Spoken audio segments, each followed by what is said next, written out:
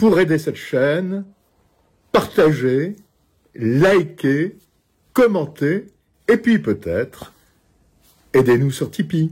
Oui, bonjour à tous. Alors, je suis désolé, j'ai pas pu être là en ce jour mémorable de la nomination de M. Trump à la présidence des États-Unis, de l'élection de M. Trump. Alors, quoi qu'il en soit, bravo, c'est une Amérique que nous aimons, c'est l'Amérique de la paix et l'Amérique de la science, l'Amérique de la conquête de l'espace en particulier, l'Amérique de M. Elon Musk. Eh bien, bravo à cette Amérique, et espérons que cette Amérique nous apportera la paix dans le monde entier. Alors, la paix en Ukraine, bien sûr, comme l'a promis M. Trump, mais aussi la paix au Moyen-Orient. Il faut arrêter ces massacres de civils, ces massacres que fait M. Netanyahou. Il faut arrêter cela. Attention à ces 2 mois qui vont se passer. Attention à des tentatives d'assassinat peut-être. Attention à l'état profond, mais Trump a les 2 chambres, donc il sera beaucoup plus à l'aise pour gouverner. Alors, pour l'Europe, ça va être compliqué quand même, de toute façon. De toute façon, c'était compliqué dès le début de la guerre en Ukraine. Mais là, ça va être compliqué, parce que Trump non plus n'est pas un ange pour nous. Bon, eh bien, écoutez, ouais, je suis heureux d'être de retour avec vous. Pas pour très longtemps, mais quand même. Allez, la revue de presse. Bonjour Dimitri. Vous vous penchez ce matin sur les réactions diplomatiques à l'élection de Donald Trump. Oui, la revanche éclatante de Donald Trump, ce scénario purement américain, ce n'est pas forcément celui sur lequel misaient les diplomates prudents et sensibles aux sondages, mais ça fait quand même des mois qu'ils y travaillent, que le monde entier réfléchit au retour du Donald. Toutes les capitales y pensaient. Mais sans se préparer, parce que personne ne sait comment ça va se passer. On redoute ses manières imprévisibles et les grandes lignes de son programme. Quand le président élu promet hier, au soir de son triomphe, un nouvel âge d'or pour l'Amérique, on entend que la Chine sera mise au régime et l'Europe, qu'il considère comme une mini-Chine, condamnée au pain sec et à l'eau, on accroche sa ceinture. Ça va décoiffer. Est-ce que l'Europe devrait avoir peur ? Ce genre de fauve ne connaît que le rapport de force. Donald Trump n'a pas de compassion, juste le goût du sang devant les faibles. Et les dirigeants en place à Londres, à Berlin, à Madrid sont faibles, presque autant qu'à Paris. Hier, ils se sont donc lancés dans un grand concours de flagornerie pour féliciter le vainqueur. C'était l'Eurovision de la soumission pour le titre du meilleur ami de l'Amérique en Europe. Et Volodymyr Zelensky a décroché la timbale. Il a écrit « J'apprécie l'engagement du président Trump en faveur de la paix par la force. C'est ce qui peut rapprocher l'Ukraine d'une paix juste. » Alors qu'en réalité, il tremble que l'autre lui force la main pour l'obliger à faire des concessions territoriales. Donald Trump a juré de faire la paix en 24 heures. Kamala Harris déclarait dangereuse et inacceptable comme une reddition, toute solution qui abandonnerait une partie de l'Europe aux Russes. Eh bien, c'est évidemment ce qui est en train de se préparer, Volodymyr Zelensky et Donald Trump en ont déjà parlé, Vincent ? Ils se sont vus fin septembre à New York, dans la Trump Tower, en marge du sommet de l'ONU, alors que Joe Biden ignorait son plan pour la victoire, réduisait de 90% l'aide promise et mettait son veto à l'utilisation de missiles à longue portée contre la Russie. Eh bien, l'Ukrainien aurait été heureusement surpris par Donald Trump. L'Américain lui aurait expliqué en substance ce qu'il compte dire à Vladimir Poutine. Si vous ne concluez pas un accord acceptable avec les Ukrainiens, nous leur donnerons davantage que tout ce que nous leur avons donné jusqu'ici. 2 ans et demi après, les palabres interrompues à Istanbul pourraient donc reprendre. 1 million de morts, 2 blessés, 2 disparus après. Il faudrait revenir à la table des négociations. L'Amérique ne veut plus payer pour une guerre sans fin. Et ça peut marcher. La Russie, elle, n'en peut plus de perdre des hommes. L'Ukraine n'en a plus à sacrifier. C'est sa survie qu'elle joue désormais. Et elle a besoin de garanties de sécurité. Autrement dit, la paix est toute proche, Vincent. Jusqu'à l'intronisation de Trump en janvier, le bain de sang va s'aggraver. Les Russes avancent tous les jours dans le nord du Donbass. Ils devraient devrait accentuer la pression pour arriver à la table des discussions en force. L'Ukraine aura du mal à en faire autant car 8000 Nord-Coréens tiennent désormais la ligne de front à Koursk. Au Qatar, les discussions entre les deux pays pour épargner les installations énergétiques piétinent et les Ukrainiens risquent de passer l'hiver dans des villes quasi inhabitables. La guerre est cruelle, surtout à la fin. L'heure de la revanche a sonné hier, mais seulement pour Donald Trump. Et on entend beaucoup la question, est-ce que l'Ukraine va pouvoir rentrer dans l'OTAN? On ferait mieux de demander depuis quand l'OTAN est rentrée en Ukraine. Le futur retour de Donald Trump à la présidence des États-Unis pourrait changer le cours de la guerre en Ukraine. Même si sa politique est loin d'être claire, le président élu a déjà déclaré, je cite, qu'il réglerait la guerre en 24 heures, ce qui suscite des craintes et notamment l'éventualité qu'il réduise ou supprime l'aide apportée jusque-là à Kiev. Well, Trump is an incredibly unpredictable politician, maybe the most unpredictable politician who's ever been in the White House, and so it's always a bit of a guessing game. I think what we can say is that fundamentally he's inclined to make a deal with Putin. You know, Trump's worldview is very much about the top players sitting down together at the table, you know, and making the deals and deciding everything amongst themselves. Parmi les mesures évoquées, un gel des territoires occupés et le blocage de l'accès de l'Ukraine à l'OTAN et à l'UE. Écoutez le président de la Chambre de commerce américaine à Kiev. We're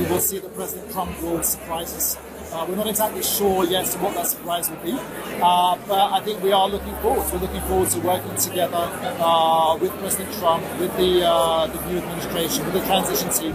Even if Donald Trump and Russian President Vladimir Putin come to an agreement to end the war in Ukraine, Ukrainian President Volodymyr Zelensky needs to agree to this. Pour de nombreux habitants de Kiev, il n'y a qu'une seule solution, affronter la réalité. The fact that he don't see it as an actual fight, but just as a misunderstanding between both the presidents, I'm really scared about what type of decision he can make. Maybe he can help us to solve this more quickly, and this solution will benefit us. I hope so. Face à un destin incertain, le président ukrainien Volodymyr Zelensky, qui a été l'un des premiers à féliciter Donald Trump, a fait appel à l'engagement du président élu des États-Unis en faveur de la paix par la force. Imaginez que Poutine fasse une révolution à Mexico. Il met en place un président mexicain à sa botte. Ils prennent une Russe, il lui donne la nationalité mexicaine, et dès le lendemain, elle est ministre des Finances. 2-3 mois après, ils font pareil avec une autre pour qu'elle soit ministre de la Santé. Et puis, ils construisent une douzaine de bases militaires à la frontière américaine. Et 42 laboratoires Biolab. Vous voulez dire c'est les USA et l'Ukraine? Pensez-vous que les USA resteraient passifs? Non, c'est pour expliquer ce qui s'est passé réellement, c'est ce que les Américains ont fait en Ukraine. Donc, imaginez l'inverse au Mexique. Est-ce que vous pensez que les Américains resteraient passifs? Non, certainement pas. Donald Trump à la présidentielle américaine jette un voile d'incertitude sur le futur de l'Ukraine. Le républicain avait notamment fait part de sa volonté de mettre fin à la guerre en Ukraine en 24 heures s'il était élu. Certains experts estiment qu'il pourrait négocier un cessez-le-feu au détriment de Kiev. Mr. Trump has signaled his willingness and his capacity to secure a super quick peace deal, which could very well imply that Kiev would be forced to concede to Russian demands that it certainly doesn't want to end the war. Dans les couloirs du Parlement européen, tous ne voient pas les choses de la même façon.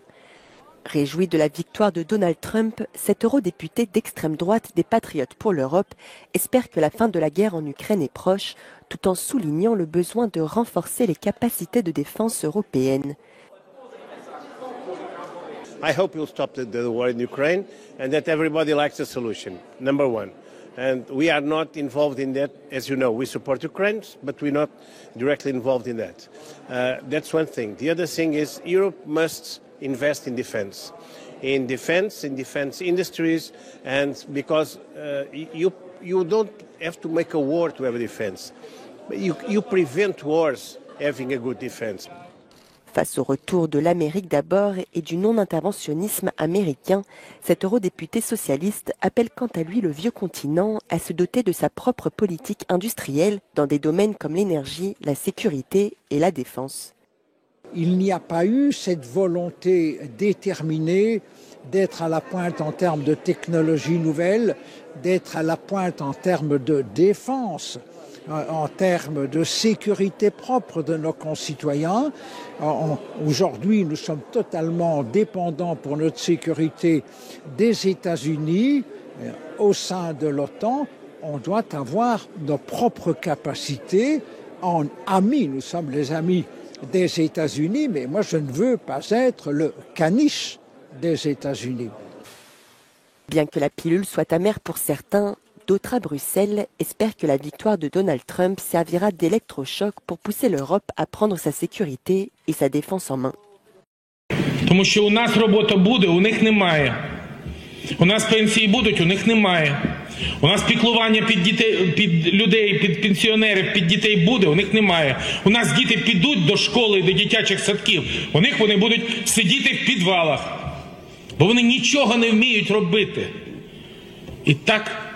І саме так ми виграємо цю війну. Aujourd'hui, par rapport à ce qui se passe, alors on ne va pas rappeler les accords de Minsk, on ne va pas rappeler ce qui s'est passé, vous le racontez absolument dans votre livre, mais ça on le sait, mais vous le développez. Ce qui s'est passé, vous vous rappelez la tentative en avril à Ankara entre Zelensky et les Russes, ils allaient arrêter la guerre 1 mois et demi après. Boris Johnson est venu en disant attention, vous aurez les armes, vous aurez tout, etc. Voilà. Mais avec le recul, Jean-Michel Jacquemin-Rafestin, vous dites ne leur pardonnez pas. Au fond, c'était vraiment une tentative de démembrement de la Russie et vous dites prendre l'Ukraine.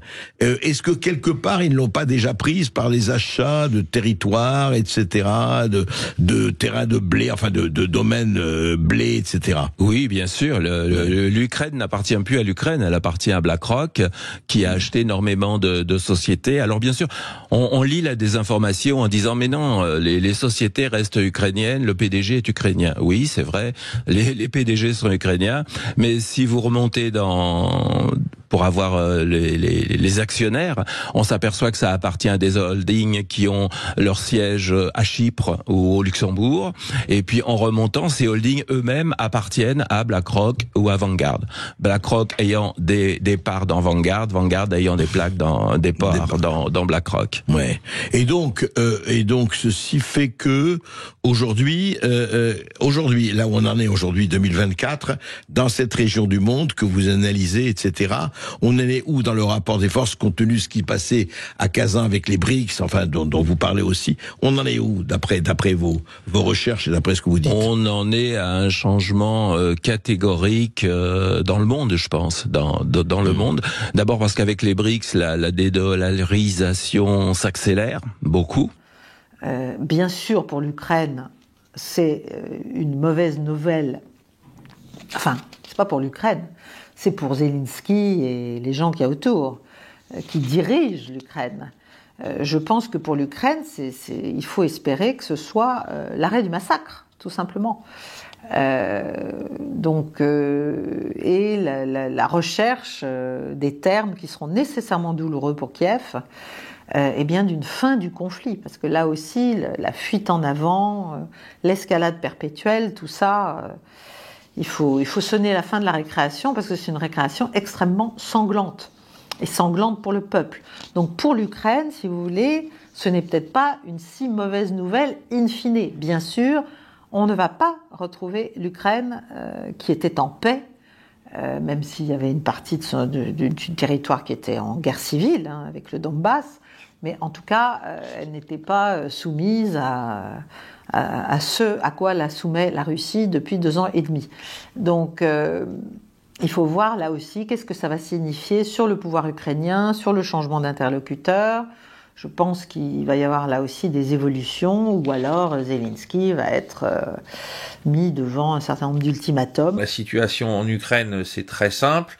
On va se concentrer aujourd'hui, encore une fois, sur le secteur autour de Pokrovsk. Sur les autres points du front, on a eu quelques On a toujours des combats, bien évidemment, de haute intensité, mais il n'y a pas une modification substantielle de la ligne de front. C'est surtout dans le secteur de Pokrovsk que, encore une fois, les Russes procèdent à leur effort principal.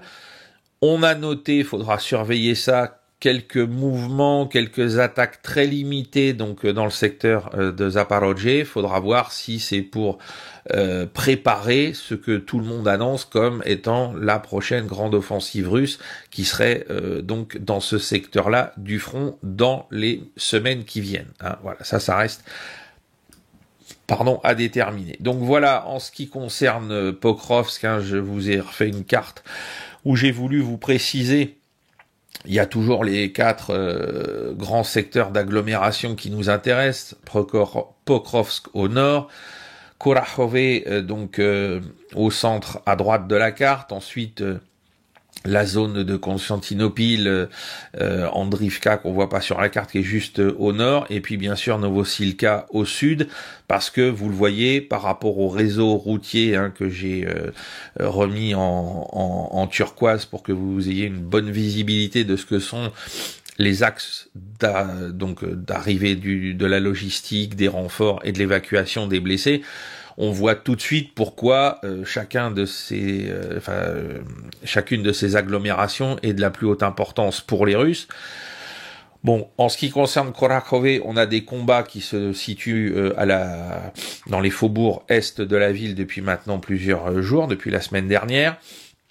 On voit que les Russes ont essayé d'aligner la ligne de front au sud entre Shakhtarske, Bogoyalenivka, Vodiane, Novomikhailivka, hein, pour qu'on ait une zone de front qui soit à peu près alignée sur les cours d'eau qui sont dans ce secteur que j'ai pas indiqué parce que c'est pas des cours d'eau majeurs.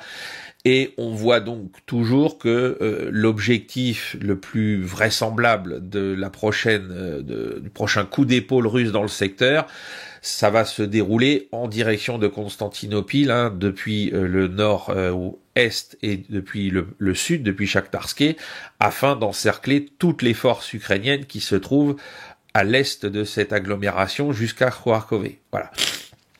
C'est vraiment l'objectif, parce que si Constantinople tombe, on a un énorme carrefour routier. Hein, vous voyez, il y a 1, 2, 3, 4 routes qui mènent à cette zone. Vous signalez, c'est la réaction qui était quand même très attendue, parce que ce sont des gens pour qui ça compte énormément ce qui vient de se passer, c'est Volodymyr Zelensky, le président donc ukrainien, qui félicite Trump pour son impression de victoire et qui ajoute, ça qui est intéressant, j'apprécie l'engagement du président en faveur de l'approche de la paix par la force dans les affaires mondiales. C'est exactement le principe qui peut concrètement rapprocher l'Ukraine d'une paix juste. C'est-à-dire que on se rend compte là, dès ce matin, c'est un peu bas les masques.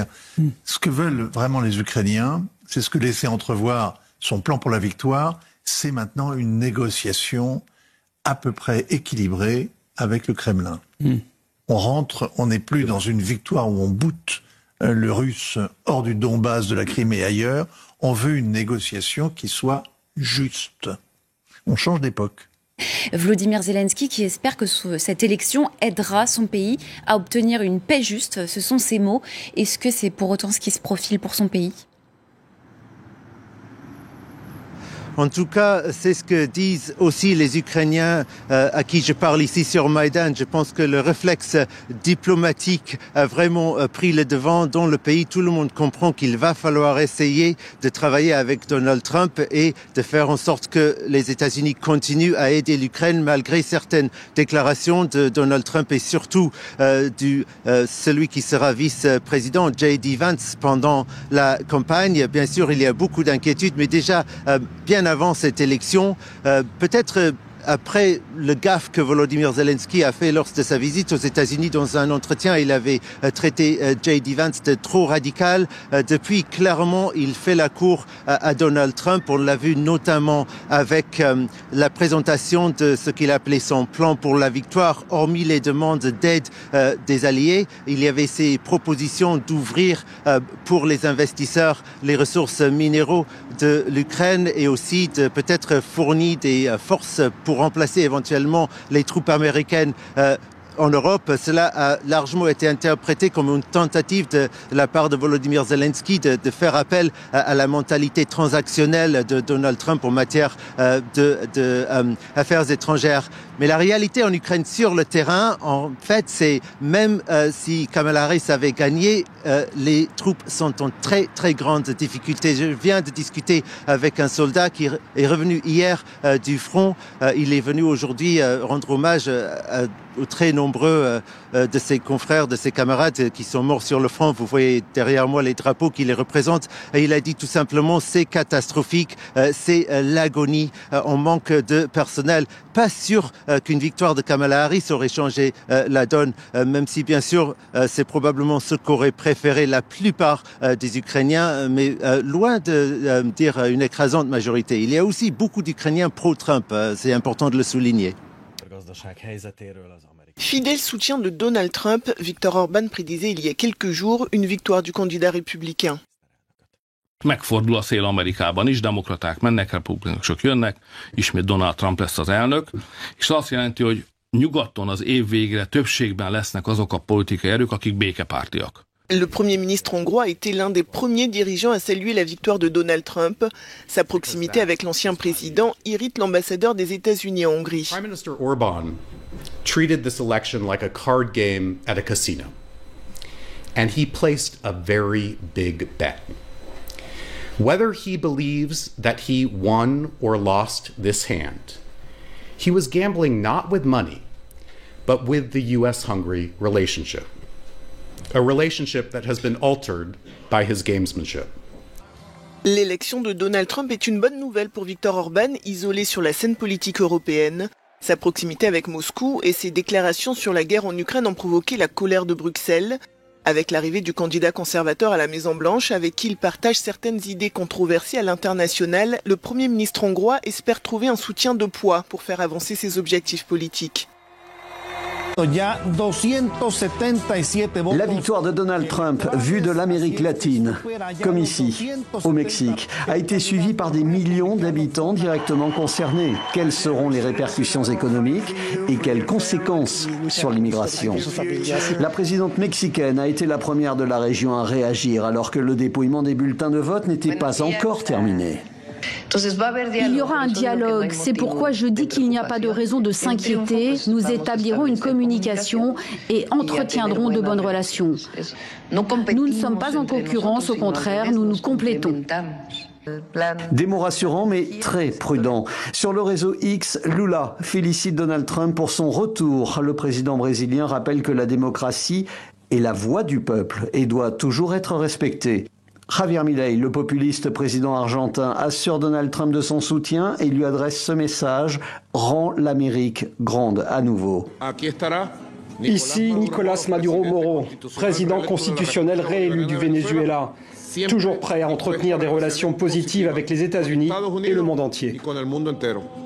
Après les tensions entre Caracas et Washington lors du premier mandat de Donald Trump, le président du Venezuela a assuré qu'il voyait ce retour comme un nouveau départ. Et puis, il y a les candidats au rêve américain. Ceux qui viennent en masse de ces pays du Sud et qui se heurtent à ce mur que Donald Trump compte renforcer. Depuis la ville frontalière mexicaine de Ciudad Juárez, les migrants latino-américains, en attendant l'entretien pour demander l'asile aux États-Unis, ont eux aussi suivi la victoire du candidat républicain. Nous sommes tous inquiets de ce qui pourrait nous arriver. Nous attendions tous le rendez-vous, mais est-ce que l'on pourrait rester ici? J'espérais que Kamala gagne parce que c'est Trump qui nous a mis le mur. Mais nous n'avons rien contre lui. Nous espérons juste qu'il apporte des améliorations. C'est tout ce que nous espérons. Nous ne savons pas ce qui nous attend. Durant sa campagne électorale, Donald Trump a promis de mettre en œuvre la plus grande expulsion de migrants de l'histoire américaine. Who did you say?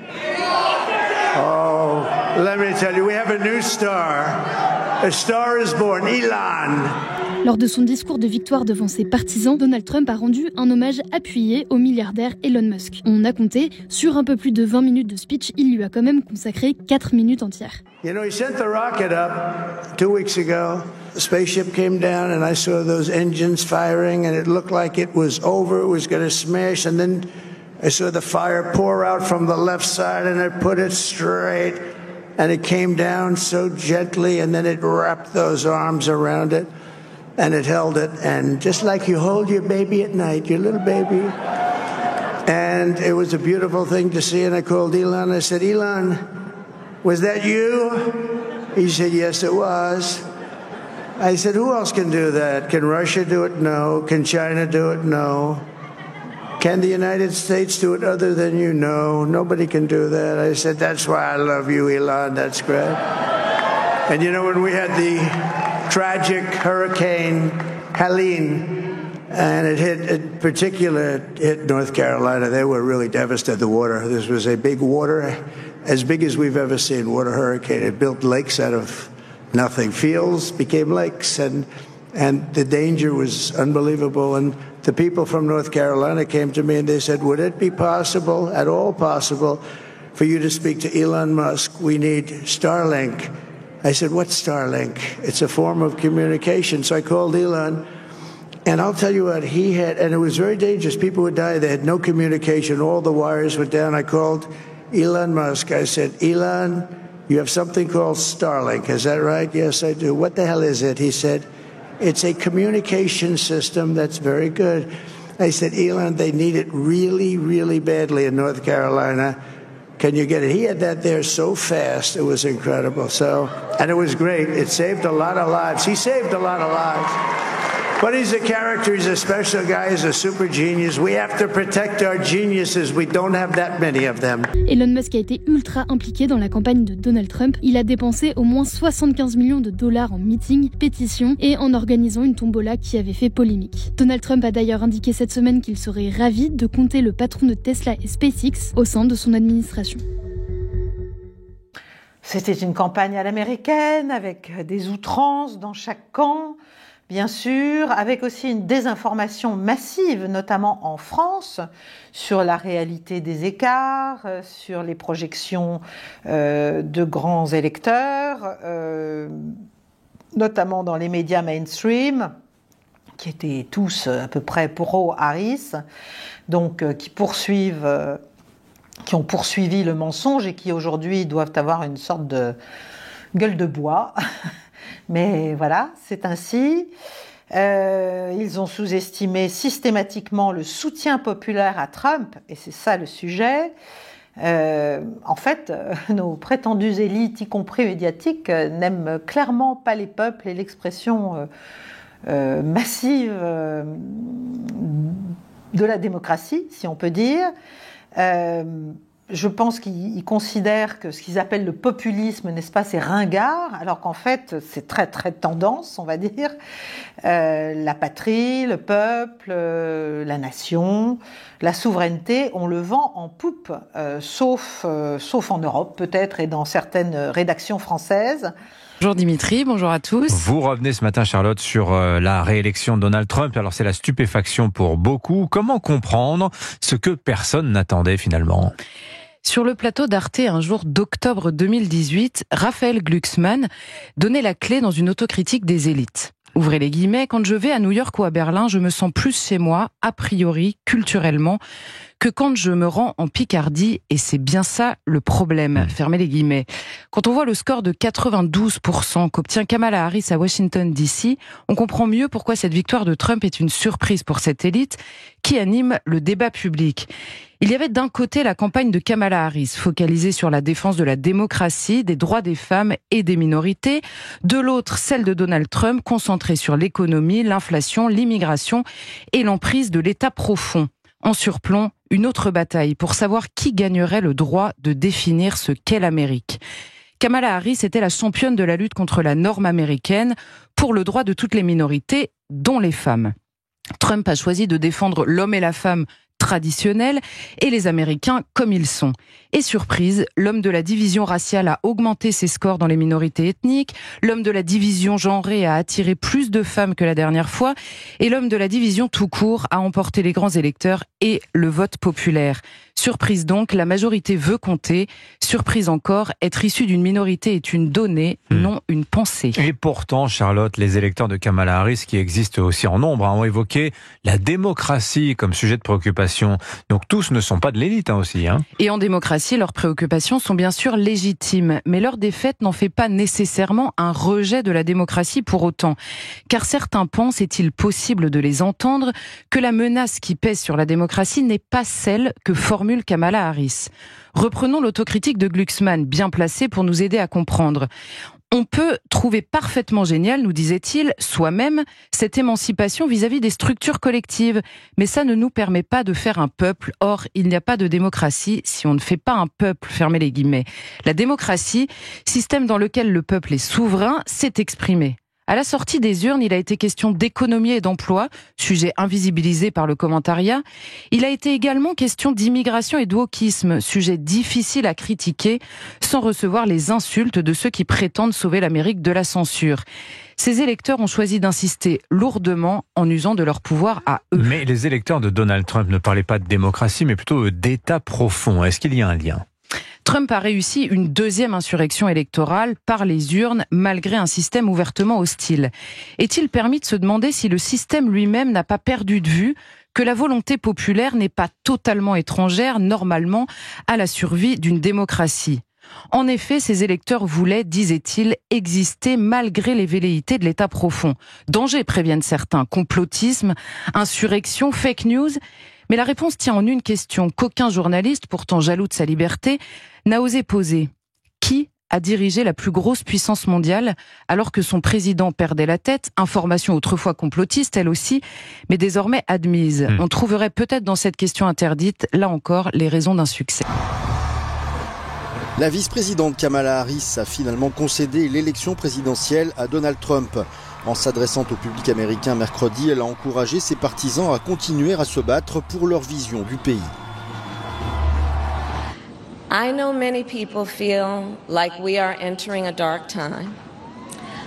But for the benefit of us all, I hope that is not the case. But here's the thing, America, if it is, let us fill the sky with the light of a brilliant, brilliant billion of stars. The light of optimism, of faith, of truth and service. Kamala Harris a déclaré avoir appelé Donald Trump mercredi après-midi pour le féliciter de sa victoire. À l'issue d'une campagne courte et serrée, elle s'incline face aux candidats républicains dans tous les États clés, ce qui, selon les analystes, confirme aussi un profond rejet de la politique de l'administration Biden de la part des électeurs américains. En ce qui concerne la politique étrangère, alors hier matin, on n'avait pas encore eu la réaction quand je suis passé sur GPTV du Kremlin. La réaction du Kremlin, elle était très simple. On félicite Donald Trump, il a été réélu, c'est très bien, mais pour nous, les États-Unis restent une nation hostile. Nous la jugerons sur ses actes et non pas sur ses paroles. Voilà, on peut pas être plus clair, on peut pas être plus brut de décoffrage. En gros, c'est ce que je disais, c'est-à-dire vous nous avez tellement pris pour des idiots. Maintenant, bon bah voilà, vous avez changé de président, c'est très bien. Hein, je sais pas si tonton Yakovlev est toujours convaincu que Trump c'est l'agent du Kremlin qui nous a décrit la semaine dernière, parce que sinon ça veut dire que ça y est, Washington est tombé aux mains des Russes, hein. Après 70 ans d'échecs pendant la guerre froide, eh bien les Russes ont réussi ce que l'Union soviétique n'avait pas réussi à faire. Bref, trêve de plaisanterie, voilà la réaction dont je parlais hier du Kremlin, hein. Alors j'avais pas le texte sous les yeux, je la connaissais pas encore hier matin. Les Russes jugeront Donald Trump et son équipe sur les actes, parce que c'est fini les belles paroles, c'est fini les traités comme Minsk 1 et 2 qu'on ratifie d'un côté mais qu'on ne met pas en œuvre et qu'on trahit dès qu'on a tourné le dos, tout ça c'est fini. C'est du concret, rien que du concret, et rien d'autre. Sinon, il n'y aura pas de changement, et on le voit sur le terrain, les opérations se poursuivent. Dire « make peace great again ». Donc, faire en sorte que la paix redevienne quelque chose de valorisé, de souhaité et de conforté sur cette planète. S'il y arrive, il va faire carton plein, quoi. Voilà, il gagnera tout, pas seulement le respect du peuple américain, mais aussi celui d'un grand nombre de pays dans le monde, et pas seulement d'ailleurs de l'Europe et des vassaux qui, eux, vont avoir à faire une mutation intellectuelle importante. Je parle encore une fois des élites dirigeantes, je ne parle pas des populations qui ont beaucoup plus de bon sens, mais je parle aussi du reste du monde. Donc en fait, sa victoire permet d'espérer un retournement que l'on n'attendait plus, en tout cas quand on est réaliste comme moi, vis-à-vis de cette bascule du monde actuel qui joue en défaveur de l'Occident et des États-Unis. On le voit avec la poussée des BRICS, qui est une réponse et qui tire profit, si vous voulez, eh bien, des dérives de l'Amérique démocrate qui est en guerre perpétuelle, qui est en contrainte perpétuelle et qui cherche à fomenter les crises partout et qui se plante, évidemment, partout.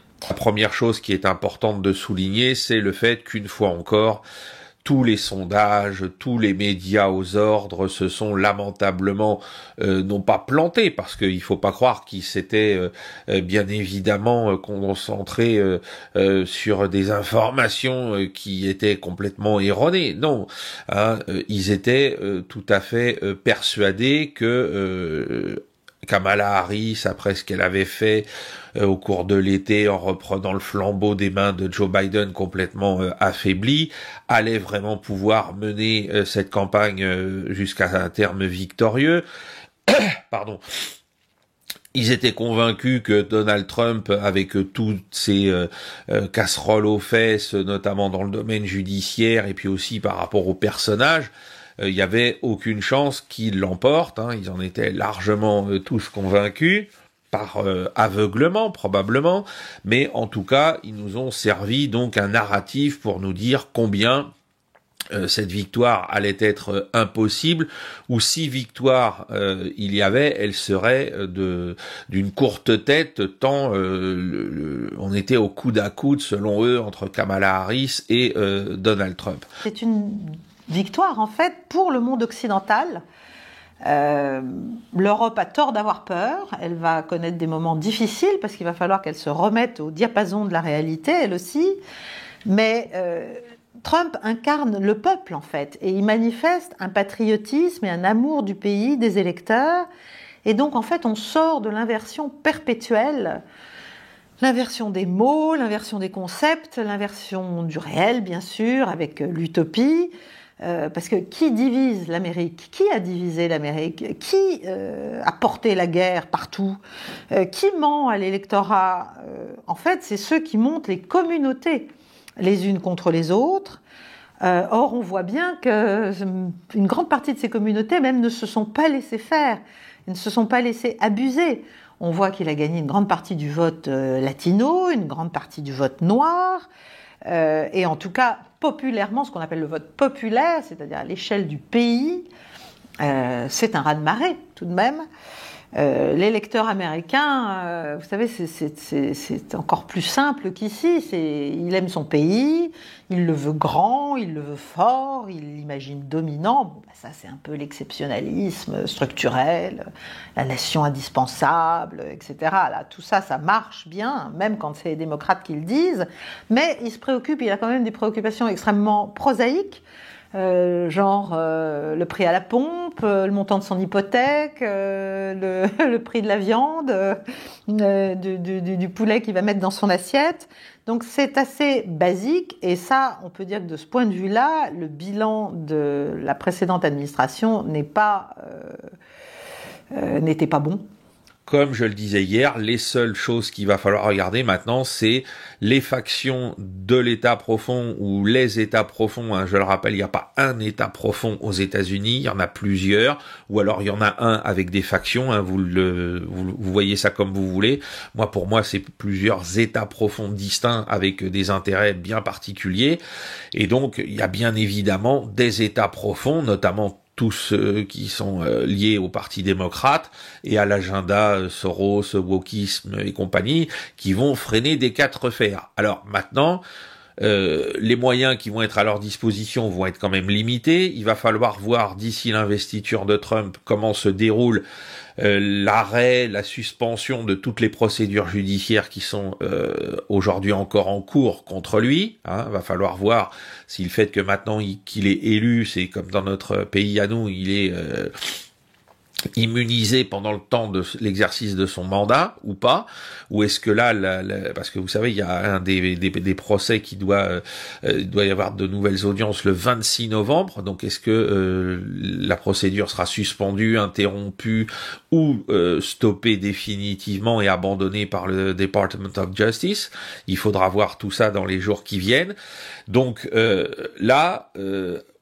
Trump, à part des factions de l'État profond, ce qui n'est pas négligeable, il a tous les moyens politiques officiels en main pour pouvoir agir. Et contrairement à ce que nous disent toutes les vierges effarouchées sur les réseaux sociaux ou sur les plateaux télé, c'est pas le fait qu'Elon Musk tienne X entre les mains qui va empêcher CNN, CBS et d'autres grands médias américains de continuer d'être anti-Trump de manière rabique. Ça va pas du tout changer la donne. Alors, on les a vus, bien sûr, très prudemment baisser d'un ton depuis hier dans la journée. Moi qui peux les regarder en direct toute la journée, je peux vous dire qu'on a bien vu qu'il y avait 2 voire 3 tons en dessous dans leur diatribe contre Trump. Ça veut pas dire que ces gens-là vont arrêter. La réserve fédérale américaine devrait à nouveau réduire ses taux d'intérêt cette semaine, quelle que soit l'issue de l'élection présidentielle. Le comité fédéral de l'Open Market, l'organe de décision monétaire de la Fed, réduira probablement le taux des fonds fédéraux d'un quart de point de pourcentage jeudi. En effet, l'inflation ayant ralenti, il atteindra son objectif fixé à 2%. Il s'agira de la deuxième baisse de taux cette année, après celle d'un demi-point en septembre. L'élection présidentielle de ce mardi n'aura aucun effet sur la décision de la Fed cette semaine. Cependant, les actions futures de la Fed seront sûrement influencées par le vainqueur. En effet, la politique du prochain président en matière de droits de douane, d'immigration et de dépenses fiscales aura une incidence sur l'inflation et le marché du travail. Je pense que l'Europe, elle va se retrouver obligée d'obéir et obligée d'obéir éventuellement aux orientations aux impulsions qui vont être données depuis Washington et depuis la nouvelle administration. Et donc, ça va être probablement pour l'Europe, je l'espère en tout cas, et ce serait, c'est ce que Trump annonce depuis longtemps, la volonté de sortir de cet absurde conflit ukrainien extrêmement meurtrier, bien sûr pour les centaines de milliers d'Ukrainiens qui sont morts depuis 2 ans et demi, mais aussi meurtrier, pour la sécurité européenne, meurtrier pour l'ensemble des équilibres et aussi, in fine, de la relation Europe-États-Unis. Donc, contrairement à ce qu'on dit, c'est pas l'Europe qui va se trouver abandonnée. Elle va peut-être elle va devoir cesser de s'enferrer dans les délires démocrates des anciens patrons. Elle va être mise, si vous voulez, face à ses responsabilités. Donc, ça va être douloureux parce que il y a deux solutions. D'abord, il y aura probablement des divisions internes au sein du pôle européen face à cette victoire entre les réalistes. Bon, il n'y a pas Corban, mais enfin. Il est clair que lui, son courage paye aujourd'hui et ce qu'il a osé dire va probablement faire de son pays un maillon important de la restabilisation sécuritaire de l'Europe et du dialogue, de la reprise du dialogue avec la Russie. Donc il y aura des divisions entre ces réalistes-là. Il y a lui, il y a d'autres, il y a les Slovaques. Enfin, il n'y a pas les grands pays, en tout cas. C'est embêtant. Et puis il y aura ceux qui vont chercher malgré tout à faire de la résistance, hein, les mondialistes résistants qui vont être dans une angoisse, dans une panique, dans un pseudo-abandon, mais pas abandonné par l'Amérique, abandonné par ceux qui les ont instrumentalisés avant, hein, jusqu'à présent. Donc là, il va falloir décider. Et puis ceux qui vont retourner leur veste opportunément. Et je pense que, à vrai dire, c'est le moment quand même de... Là, on a pris une leçon de réalité quand même très forte. Donc il serait temps d'en tirer des conclusions et de savoir si on prétend être occidental, de comprendre que voilà, l'Amérique est en train de faire une mutation réaliste, pragmatique, grâce à Donald Trump, et qu'il faut chercher à en tirer, à vrai dire, les fruits, plutôt que de s'enferrer dans des postures de plus en plus absconses et de plus en plus inadaptées à la réalité de ce qui se passe sur le terrain. Je pense à l'Ukraine, mais pas seulement. La Chine, donc, a aussi félicité, c'est bien normal, c'est dans les usages diplomatiques, Trump pour son élection. Maintenant, comme je le disais hier, faudra voir si oui ou non Trump repasse la seconde sur une guerre commerciale avec la Chine, hein, ça va être très intéressant à suivre. Et puis bien sûr, avec Israël, je reste convaincu que Trump est la seule personne avec Poutine qui peut taper du poing sur la table devant Netanyahou pour lui dire maintenant vous arrêtez ou vous faites les choses à notre sauce et pas à la vôtre. J'ai recompulsé un peu les différentes archives et puis j'ai vu passer aussi sur le post d'une amie hier soir sur Facebook des informations sourcées de Times of Israel notamment qui réexpliquaient pourquoi il y a de la tension entre les deux hommes, hein, parce que Trump a pas oublié comment Netanyahou s'est précipité il y a 4 ans pour féliciter Biden pour son élection, alors que Trump a toujours clamé que c'était une élection qu'on lui avait volée. Donc Trump n'a pas du tout apprécié ça à l'époque. Alors ça veut pas dire, hein, c'est un homme d'État, hein, on n'est pas dans la cour de récréation, mais ça explique une partie de cette tension qui existe entre les deux hommes et qui pousserait éventuellement donc Trump à pouvoir taper du poing sur la table en disant moi je t'ai aidé, le papier rappelait en 2019 comment en reconnaissant la souveraineté de manière illégale d'Israël sur le plateau du Golan, Trump avait aidé Netanyahou au moment des législatives, hein, ça lui avait fait gagner des points et que quelques mois plus tard, alors que l'élection américaine, Trump l'estimait truquée, il avait été se répandre en félicitations au pied de Joe Biden. Donc là, ça, Trump a pas digéré du tout et donc il faut bien comprendre qu'une fois encore, contrairement à ce que je voyais encore hier dans certains commentaires sur la vidéo de GPTV, c'est l'Amérique qui décide, c'est pas Tel Aviv, et donc on verra si cet adage se poursuit dans les mois qui viennent à partir du moment où Trump va être en place. Je ne suis pas sûre il va y avoir une phase qui sera probablement assez compliquée et qui est très dangereuse parce qu'il ne faut pas oublier que là, je pense qu'on peut dire que la victoire de l'élection est claire, mais Trump ne sera véritablement au pouvoir que le 20 janvier prochain.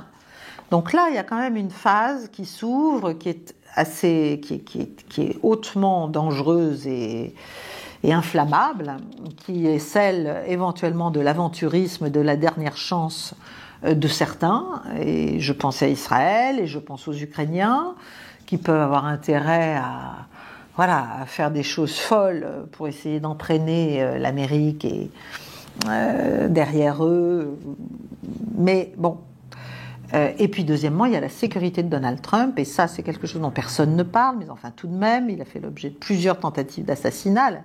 La violence de cette campagne est folle, a été folle, et il n'est pas encore officiellement au pouvoir. Donc voilà, je pense que, j'espère en tout cas que sa sécurité est extrêmement étroite et renforcée, parce que rien ne doit jamais être exclu.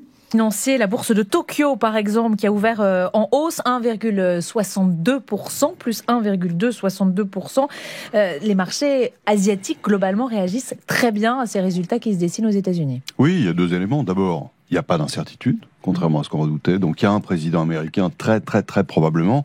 C'est d'autant plus probable que Kamala Harris a renoncé à s'exprimer. Et puis l'autre aspect, c'est la politique pro-entreprise de Trump qui se dessine et qui réjouit évidemment et les entreprises cotées et ceux qui investissent dans ces entreprises. Non, économiquement, à quoi faut-il s'attendre au-delà de cette politique pro-entreprise ? Ça veut dire quoi ? Il y a deux idées simples, Thomas. La première, c'est les droits de douane qui vont être utilisés massivement. Il l'avait déjà fait en 2016.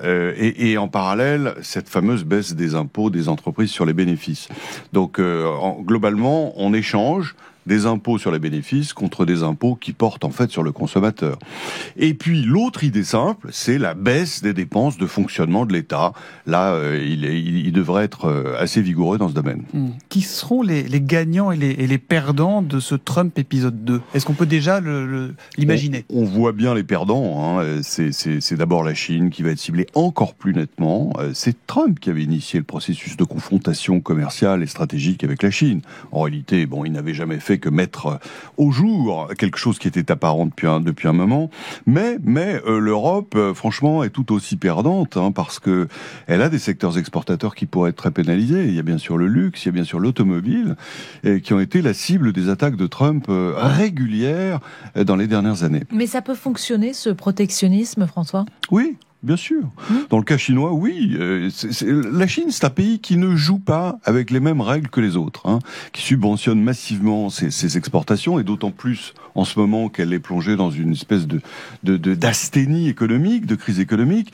Donc, bien sûr, le problème, c'est que ça retombe quand même, dans un premier temps, sur le consommateur américain. Quand vous taxez la viande de bœuf, c'est pas la vache qui paye, c'est celui qui l'achète. C'est une très clair. C'est un proverbe chinois. Non, pas du tout. Une question qu'on ne manquera pas de poser à Maud Bréjean dans un instant. Que doit faire l'Europe face à une Amérique qui va être plus agressive ? S'organiser. En fait, la deuxième victoire de Trump ouvre une grande vague de protectionnisme mondial. C'est ça qu'il faut avoir présent à l'esprit, parce que ça va désinhiber tout le monde. Donc l'Europe, il faut qu'elle s'organise, qu'elle se renforce. On entre dans un monde de confrontation plus dur, alors que nous ne sommes pas prêts. Regardez dans l'actualité l'exemple de Michelin, la fermeture d'usines, et c'est la résultante directe de cette concurrence chinoise qui n'a pas été appréhendée par l'Europe et qui sabote les fondements de la compétitivité européenne. François, quelques mots encore. Hier, vous évoquiez l'influence d'Elon Musk sur Donald Trump. Là encore, quelles conséquences cela peut-il avoir ? On rappelle qu'Elon Musk, c'est aussi X, autrement dit Twitter, qui est un outil de communication, quoi qu'on en pense, surpuissant. Bien sûr. Le renforcement de tous ces business, ça c'est sûr, et en particulier des télécoms avec le fameux réseau Starlink qui devient vraiment l'artère vitale au plan économique et géostratégique, et puis le spatial, au détriment des concurrents de Musk dans le monde, notamment d'Ariane 6 en Europe. Merci beaucoup pour cet éclairage, François Langlais. Notre politique à l'égard des États-Unis a été cohérente. Nous continuerons à considérer et à gérer les relations sino-américaines sur la base des principes de respect mutuel, de coexistence pacifique et de coopération gagnant-gagnant. Le Premier ministre israélien Benjamin Netanyahou a annoncé mardi soir le limogeage de son ministre de la Défense, Yoav Gallant.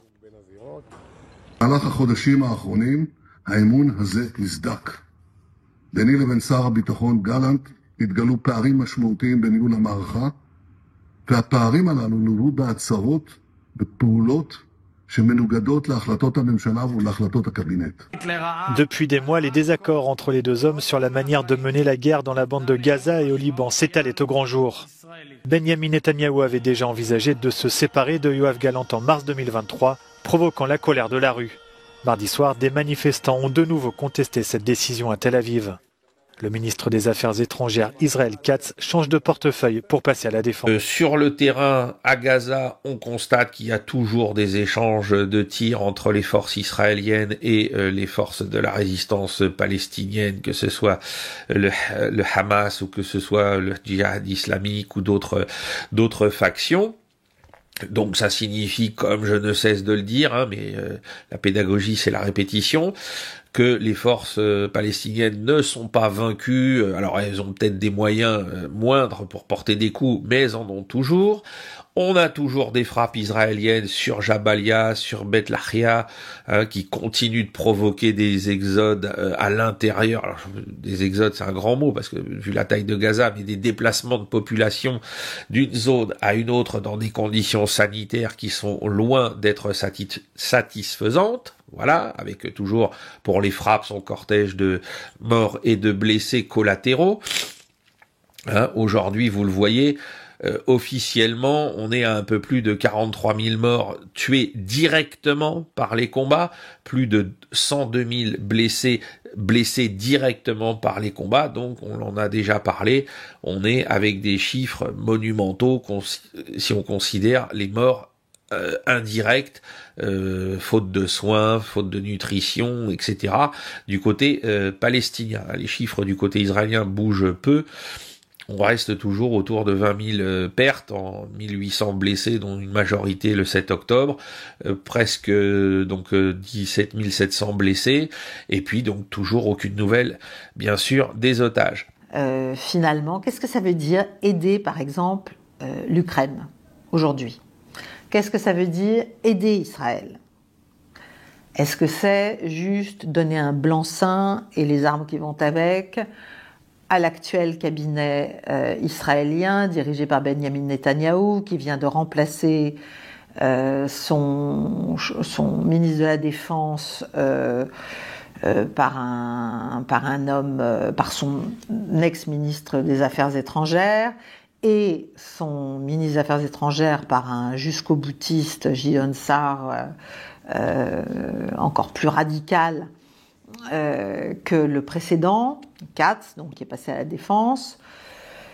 Voilà, qu'est-ce que ça veut dire ? Là, on est dans le fond du sujet. Je pense que en bonne logique, il faudrait aujourd'hui faire en sorte qu'Israël puisse, pour demeurer et pour garantir sa sécurité, sortir de cette politique qui est en fait juste un moteur pour le pire, si vous voulez. Une politique qui consiste à réduire à néant la bande de Gaza, à aller au Liban, avec des résultats militaires, encore une fois, très très discutables, s'agissant de l'affaiblissement des mouvements Hamas et Hezbollah.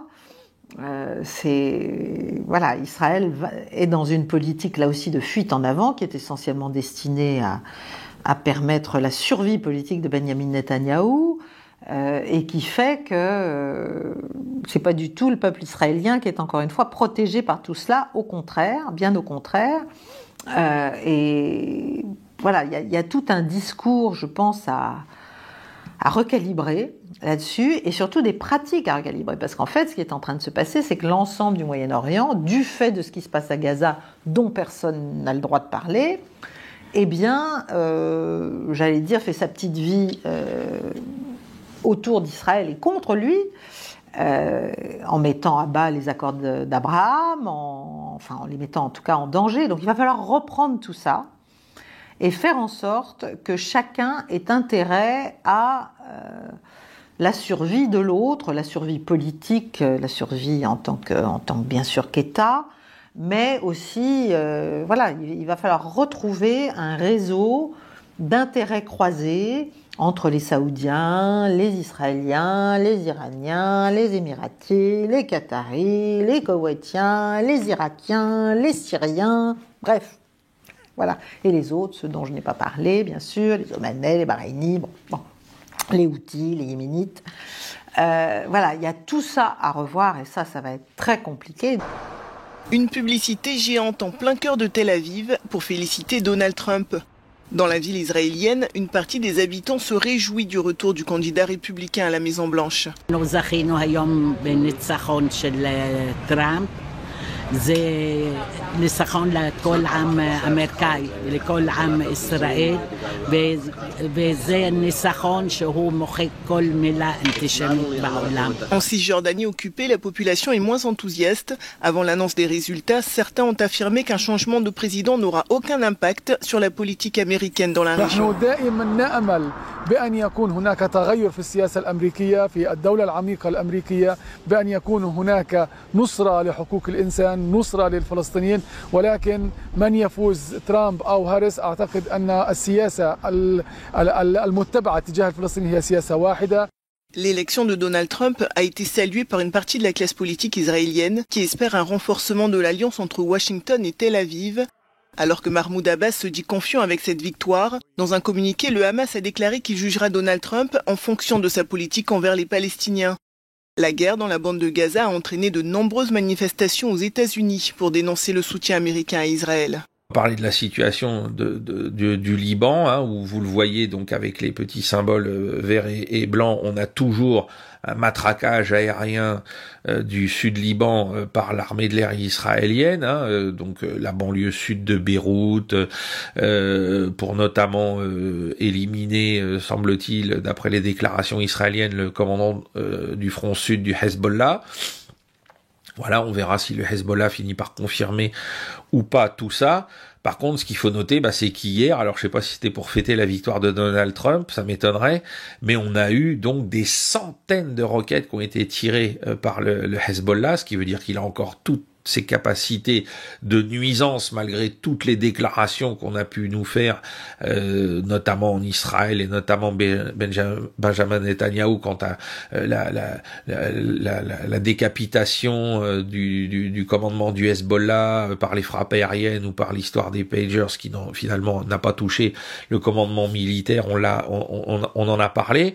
Donc on a eu des impacts y compris à Tel Aviv, à côté de la ville, à Ranana, à l'aéroport Ben Gurion. Enfin bon, ça a été une démonstration de force monumentale du Hezbollah. Donc c'est terrible pour la communication israélienne. Alors, pour Netanyahou, pour dire, du coup, vous voyez, il faut continuer la guerre, ça l'aide. Mais de l'autre côté, ça veut dire que Israël reste tout à fait vulnérable aux frappes du Hezbollah parce que l'opération israélienne est un échec militaire. C'est bien sûr un échec politique, mais c'est aussi un échec militaire. C'est-à-dire que le Hezbollah, ça fait, on est début novembre, les opérations ont commencé, si on tient compte des frappes aériennes pour tuer Nasrallah notamment, à la fin du mois de septembre. Ça fait plus d'un mois que ça dure et rien ne change. Rien ne change. Sinon, le décompte des morts, puisqu'aujourd'hui, on a franchi le seuil des 3000 morts dans la population libanaise, et on est à 13 500 et quelques blessés. Voilà. Et alors, je le rappelle, les gens, je suis étonné, commentaient l'autre jour en disant, vous parlez pas des pertes israéliennes, elles sont indiquées sur la carte. C'est celle, nous ne pouvons pas et nous ne prendrons jamais le risque de vous donner des chiffres qui ne sont pas corroborés par plusieurs sources différentes et antagonistes. Voilà, ou alors on met d'énormes pincettes, alors on n'a pas de temps à perdre. Les chiffres sur lesquels on s'entend aujourd'hui, c'est qu'il y aurait un peu plus de 40 morts dans les rangs israéliens et un peu plus de 140 blessés dans les rangs israéliens depuis le début des opérations terrestres au sud Liban. Donc, en ce qui concerne les opérations au sol, pour terminer, vous voyez toujours les deux cercles de rouge pointillés qui nous montrent les lieux des opérations. Donc, il y a vraiment plus que 2 Schwerpunkte pour l'effort de l'armée israélienne au sol. Les combats donc se poursuivent avec une violence et une intensité qui donc laissent entendre qu'il y a probablement plus de pertes du côté israélien. On pense qu'aujourd'hui on a dépassé, il y a certains chiffres qui traînent, mais là encore à prendre avec beaucoup de pincettes, plus d'une dizaine de chars Merkava qui ont été mis hors de combat, détruits au cours des affrontements avec le Hezbollah, ce qui prouve qu'une fois encore, la guerre asymétrique que veut mener le Hezbollah, Israël n'a pas pu ou n'a pas su s'y adapter, même tactiquement, pour prendre un ascendant par rapport à 2006. Des dizaines de dirigeants européens sont déjà arrivés à Budapest, avant la réunion de jeudi de la communauté politique européenne, qui sera suivie vendredi d'un sommet informel de l'UE. Au programme de cette réunion semestrielle, les défis en matière de sécurité européenne. L'invasion russe en Ukraine, le conflit au Moyen-Orient et l'immigration clandestine sur le continent européen. Le sommet intervient au lendemain de la victoire de Donald Trump à l'élection présidentielle américaine. Un événement qui pourrait avoir des conséquences considérables sur l'ensemble du continent européen. Pendant sa campagne électorale, Donald Trump a menacé l'Europe d'imposer des droits de douane de 10% sur toutes les exportations et de réduire l'investissement des États-Unis dans l'OTAN. La position du prochain président américain sur la guerre en Ukraine suscite également de nombreuses inquiétudes dans l'Union européenne. Donald Trump a promis de mettre fin à la guerre dans les 24 heures suivant son élection, ce qui fait craindre à de nombreux observateurs qu'il réduise ou supprime totalement l'aide financière et militaire des États-Unis à Kiev. Les opinions de Donald Trump sur l'Ukraine sont partagées par le Premier ministre hongrois Viktor Orban, qui doit organiser un dîner après le sommet de la CPE, la Hongrie assurant actuellement la présidence tournante de l'Union. Viktor Orban a été le premier dirigeant européen à féliciter Donald Trump après sa victoire. Le dirigeant hongrois voit dans le nouveau président américain un allié de poids dans les efforts de son gouvernement pour résister aux politiques européennes de soutien à l'Ukraine. So what we can expect now is that he will channel Donald Trump into European politics and also into the European political community, and while his message is going to be that I am the one who can mediate between you guys and Donald Trump, and no question that he will be perceived by many and already perceived by many for good reasons as someone who can be a gatekeeper to Donald Trump. Vendredi, les dirigeants européens se réuniront ensuite pour un sommet informel au cours duquel sera annoncé un nouveau pacte européen pour la compétitivité, fondé sur les recommandations de Mario Draghi. En fait, le petit tumulte grotesque qui vient d'être organisé pour perdre du temps n'avait pas de sens, puisque pour demander une deuxième délibération, il faut la fin du texte. Or, vous êtes pris à votre propre piège, puisque vous avez tout fait pour qu'on ne parvienne pas à la fin du texte. Le piège que vous avez organisé sur les institutions se retourne sur votre cynisme. Non seulement vous avez saboté le texte par votre absence, mais vous le sabotez par votre tumulte permanent. Vous refusez qu'on parle des retraites, vous refusez qu'on parle des problèmes qui intéressent les Français. Vous laissez la gauche saccager un texte, vous pleurnichez sur les conséquences de votre inconséquence. Vous faites de l'antiparlementarisme bas de gamme en faisant croire que l'Assemblée élue par les Français serait moins raisonnable que le Sénat élu par les élus locaux. C'est une honte. Vous faisiez l'inverse, hein ? Au premier mandat, vous insultiez les sénateurs et les élus locaux et vous pensiez que le pouvoir était ici. En fait, vous ne respectez le pouvoir que quand il est dans vos mains. Vous méprisez le pouvoir des Français. Merci, monsieur Tanguy. Il n'y a donc que le Rassemblement national pour défendre le seul pouvoir qui existe ici, le pouvoir du peuple. Il faut rester dans le cadre du rappel au règlement. Je ne sais pas si Monsieur le ministre ou Madame Louvagie, vous avez décidé de vous moquer de nous, mais on a l'impression simplement que ce qui vient d'arriver avec Sanofi, avec l'histoire du Doliprane, tout le monde l'a déjà oublié. Sanofi, vous leur avez donné 1,5 milliard d'euros sur 10 ans, 150 millions d'euros par an. Et non, cet argent, ils en ont pas fait de la recherche puisque, et ça a été rappelé par le collègue Sansu, ils ont divisé par 2 le nombre de chercheurs.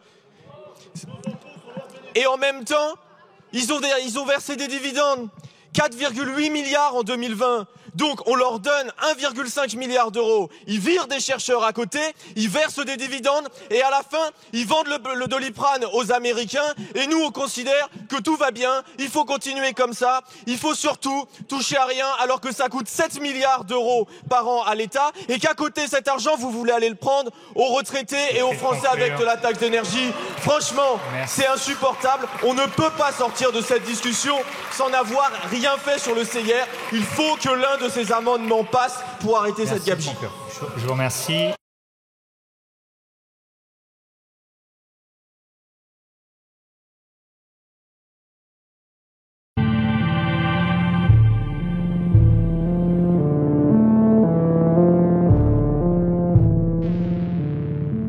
Alors, pour aider cette chaîne, partagez, likez, commentez, et puis peut-être aidez-nous sur Tipeee.